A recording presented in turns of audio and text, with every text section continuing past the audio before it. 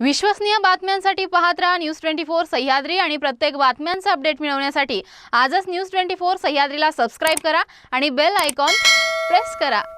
जिल्ह्याची खबरबात या बातमीपत्राचे प्रायोजक आहेत Mac care super speciality hospital Ahmednagar.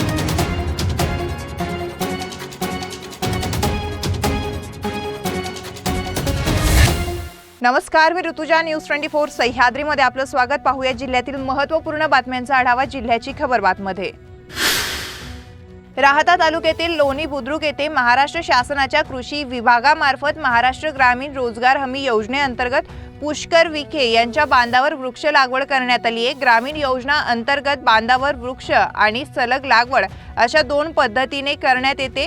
याचा शेतकऱ्यांनी लाभ घ्यावा, तरी या योजनेअंतर्गत शेतकऱ्यांना 35,952 रुपये अनुदान 3 वर्षात देण्यात येतं, असं कृषी मंडल अधिकारी नारायण लोळगे यांनी सांगितलंय। महाराष्ट्र शासनाच्या कृषी विभागामार्फत महाराष्ट्र ग्रामीण रोजगार हमी योजनेअंतर्गत बांधावर वृक्ष लागवड पुष्कर दिलीपराव विखे यांच्या क्षेत्रामध्ये आपण सुरू करीत आहोत। तर शासनाच्या ज्या महाराष्ट्र ग्रामीण रोजगार हमी योजनेमध्ये बांधावर वृक्ष लागवड किंवा सलग लागवड अशा दोन प्रकारचे प्रकार आहे। तर यामध्ये शेतकऱ्यांनी लाभ घ्यावा, कारण आपले जे जनरली बांध असतात ते मोकळेच असतात। त्या ठिकाणी काटे वृक्ष वगैरे असे बाबळी वगैरे उगवले जातात। मग जे फळ उत्पादक ज्या पिकं आहे, आंबा असेल किंवा इतर जे पिकं आहेत, ते आपल्याला त्या ठिकाणी लागवड करून शेतकऱ्यांनाही पुढे कालांतराने त्याचे उत्पन्न वाढलं जातं आणि बांधसुद्धा त्या ठिकाणी एक वहित केला जातो। तर या क्षेत्रामध्ये 1 हेक्टरवर लागवड केली आहे। साधारण हेक्टरी आपल्याला 20 झाडं बसतात। 35,952 रुपये या ठिकाणी आपण शेतकऱ्याला अनुदान 3 वर्षात देत आहोत। माजी मंत्री शंकरराव कोल्हे यांच्या मार्गदर्शनाखाली सहकार महर्षी शंकरराव कोल्हे सहकारी साखर कारखान्याने अहमदनगर जिल्ह्यात सर्वप्रथम जागतिक ISO 9001-2015 नामांकन प्राप्त केलं असून त्याचे प्रमाणपत्र महाराष्ट्र राज्याचे ISO चे रिजनल मॅनेजर शिवराम सोहानी यांनी अध्यक्ष बिपिन कोल्हे यांना नुकतेच प्रदान केलंय। अत्याधुनिकचा मूलमंत्र सहकार महर्षी कोल्हे साखर कारखान्यास आत्मसात करत ते आमच्याशी जोडले गेले, असंही सोहानी म्हटले आहेत। आमचे प्रश्न समस्यांवर कोणीही काहीही बोलत नाही, त्यामुळे आम्ही संघटनांच्या माध्यमातून आमचे प्रश्न सोडविण्याचा प्रयत्न करत असतो। कोपरगाव तालुक्यातील माजी सैनिकांची एक्स सर्व्हिसमेन असोसिएशन संघटनेच्या माध्यमातून कोपरगाव तालुक्यातील सेवानिवृत्त सैनिकांच्या समस्या सोडवत असतो, पण अनेक प्रयत्न करूनही आम्हाला संघटनेच्या कार्यालयासाठी जागा उपलब्ध होत नव्हती। समता परिवाराचे संस्थापक कोयटे यांच्याकडे मी आणि संघटनेच्या सदस्यांनी पाठपुरावा केला असता त्यांनी प्रजासत्ताक दिनाचं औचित्य साधून आम्हाला कार्यालयासाठी जागा उपलब्ध करून देत पाय ठेवण्यासाठी जागा मिळाली आहे। त्यामुळे आम्हाला एक प्रकारे या दिवसानिमित्त भेटच मिळाली आहे, असं प्रतिपादन एक्स सर्व्हिसमेन असोसिएशनचे अध्यक्ष आणि कोयटे महाविद्यालयातील 73व्या प्रजासत्ताक दिनाचे प्रमुख पाहुणे युवराज गांगवे यांनी केलाय। राहुरी तालुक्यातील उमरे येथील डॉक्टर सतीश लक्ष्मण दुशिंग यांचा राहुरी तालुक्यातील सडे येथे रेल्वे भुयारी मार्गालगत मृतदेह आढळून आल्याने त्यांचा अपघात झाल्याची चर्चा परिसरात सुरू आहे। दुशिंग हे उमरे येथे वैद्यकीय क्षेत्रात काम करत होते। रविवारी रात्रीच्या वेळी ते आपल्या शेतामध्ये ट्रॅक्टर चालवण्यासाठी डबा घेऊन गेले, परंतु घरी न परतल्याने त्यांची सर्वत्र शोधाशोध सुरू झाली। अखेर त्यांचा मृतदेह सकाळी सडे हद्दीत असलेल्या रेल्वे उड्डाण पुलाजवळ आढळून आला। या घटनेमुळे या परिसरात एकच खळबळ उडाली। पोलीस निरीक्षक प्रताप दराडे यांच्यासह पोलिसांचा फौज फाटा घटनास्थळी दाखल झाला। अपघातामध्ये त्यांचा मृत्यू झाला असा प्राथमिक अंदाज वर्तवला आहे। त्यांच्या डोक्याला मार होता। या घटनेनंतर उमरे परिसरात शोककळा पसरली आहे।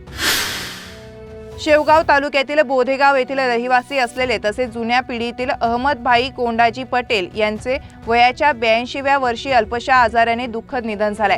मुस्लिम समाजाचे नेते तथा ग्रामपंचायत सदस्य फिरोजभाई पठाण यांचे ते काका होते। अंत्यविधीसाठी सामाजिक, धार्मिक, राजकीय तसेच विविध क्षेत्रातील मान्यवर अधिकारी पदाधिकारी सह मोठा जनसमुदाय उपस्थित होता। बोधेगाव येथे मुस्लिम समाजाच्या कब्रस्तानमध्ये त्यांचा अंत्यविधी करण्यात आला आहे। इथे वेळ झाली अल्पशा विश्रांतीची. आपण पाहत राहा न्यूज 24 सह्याद्री. रोखोक पत्रकारिता, निर्भीड बाणा आणि कणखर भूमिका, महाराष्ट्राचा सखा, सत्याचा पाठीराखा, शब्दांचं सामर्थ्य, विश्वसनीयतेची उंची. न्यूज 24 सह्याद्री. विश्रांतीनंतर पुन्हा एकदा आपलं स्वागत. पाहूयात पुढील बातम्या. कर्जत जामखेडच्या सर्वांगीण विकासासाठी महाविकास आघाडी सरकारच्या काळात भरीव निधी उपलब्ध झाला असून अनेक ठिकाणी कामे सुरू आहेत. तसेच येत्या काळातही वेगवेगळी विकास कामे हाती घेतली जाणार आहे असं आमदार रोहित पवारांनी सांगितलंय. त्या ठिकाणच्या नागरिकांच्या हस्ते विकास कामांचं भूमिपूजन करण्यात आलंय.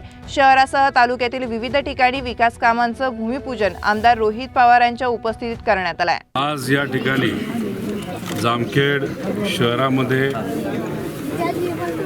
आपल्या मत्स्य विभागाच्या अंतर्गत आपण बायोफ्लॉकचं भूमिपूजन या ठिकाणी केलेलं आहे. सर्व पदाधिकारी इथं उपस्थित आहेत. कर्जत आणि जामखेडमध्ये मिळून 43पेक्षा जास्त बायोफ्लॉक युनिट, ज्याच्यामध्ये आपण जसं नदीमध्ये तळ्यामध्ये त्या ठिकाणी मासे पाळतो, या बायोफ्लॉक युनिटमध्ये मोठी भांडी त्या ठिकाणी एकाच ठिकाणी असतात आणि त्याच्यामध्येच ऑर्गॅनिक पद्धतीने मासे हे पाळले जातात, मोठे केले जातात आणि घरामध्ये मासे पाळून ते वाढवण्यासारखा हा प्रकार आहे. केंद्र सरकार, राज्य सरकारच्या मदतीने या ठिकाणी या योजनेला मदत ही केली जाते आणि असे 43 प्रोजेक्ट आपल्या दोन्ही तालुक्यामध्ये त्याला मान्यता मिळालेली आहे. सदाफुले साहेब या ठिकाणी आहेत नकुल, तर ते या विभागाचे त्या ठिकाणी एक निरीक्षक म्हणून सरकारने त्यांचं त्या ठिकाणी नियुक्ती केलेली आहे आणि मग या व्यवसायाच्या माध्यमातून शेतकऱ्याला आणि तिथे असणाऱ्या नागरिकाला एक जोडधंदा मिळावा असा आमचा प्रयत्न होता. आजपासून भूमिपूजन सुरू झालेली आहेत आणि टप्प्याटप्प्याने ते पूर्णसुद्धा त्या ठिकाणी होईल. 60% सबसिडी ही सरकारकडनं त्या ठिकाणी मिळते आणि बाकी जो भाग असतो त्या ठिकाणी आपण आणि बँक असे दोन्ही मिळून त्या ठिकाणी करत असतो. त्यामुळे ग्रँट ही जी आहे 10 रुपये खर्च असेल तर 6 रुपये हे सरकारकडनं मदत म्हणून त्या ठिकाणी दिली जाते. अशी चांगली योजना आहे. संगमनेर तालुक्यातील पिंपळगाव देपा येथे बौद्धाचार्य सामनेर शिबिर संपन्न झालंय. संगमनेर तालुक्यातील पिंपळगाव देपा येथील बौद्धाचार्य सामनेर संपन्न झालं असून शिबिर यशस्वी करण्यासाठी विशेष मार्गदर्शन लाभलं आहे. ते म्हणजे सुधाकर रोहमन या सामाजिक कार्यकर्ते आणि विनोद गायकवाड यांचं आजी माजी पदाधिकारी यांचं देखील मोठ्या प्रमाणात सहकार्य लाभलं आहे. शिबिर हे आनंदमयी वातावरणात संपन्न झालंय. सध्या संपूर्ण राज्यात ऊसाची मोठ्या प्रमाणावर लागवड झाली आहे. त्यामुळे ऊस तोडला जाईल की नाही असा प्रश्न शेतकऱ्यांच्या समोर उभा आहे. याशिवाय आमदार रोहित पवारांनी कर्जत जामखेडमधील शेतकऱ्यांचा संपूर्ण ऊस कारखान्याला नेला जाईल, एक टिपरूही शिल्लक राहू देणार नाही असं आश्वासन दिलंय. नुकतेच समाजसेवक अण्णा हजारे यांनी केंद्रीय सहकार मंत्री अमित शहा यांना पत्र पाठवून राज्यातील नुकसानीत गेलेल्या आणि बंद पडलेल्या साखर कारखान्यांची कवडीमोल किमतीने विक्री झाली असून यात 25,000 कोटींचा घोटाळा झाला असून याची चौकशी करावी आणि कारवाईची मागणी केली आहे. यावर आता कर्जत जामखेडचे राष्ट्रवादी काँग्रेसचे आमदार रोहित पवार यांनी देखील भाष्य केलंय. त्याच्यावर जे काही कारवाई व्हायची, जी काही प्रोसेस असते ती प्रोसेस केली जाईल. याच्या आधी सुद्धा फडणवीस साहेबांना त्यांनी असंच लेखी पत्र हे दिलं होतं. त्यानंतर CIDच्या माध्यमातून अशीच सगळा रिसर्च झाला होता, सर्च झाला होता. त्यांनी त्या ठिकाणी क्लीन चिट दिलेली आहे.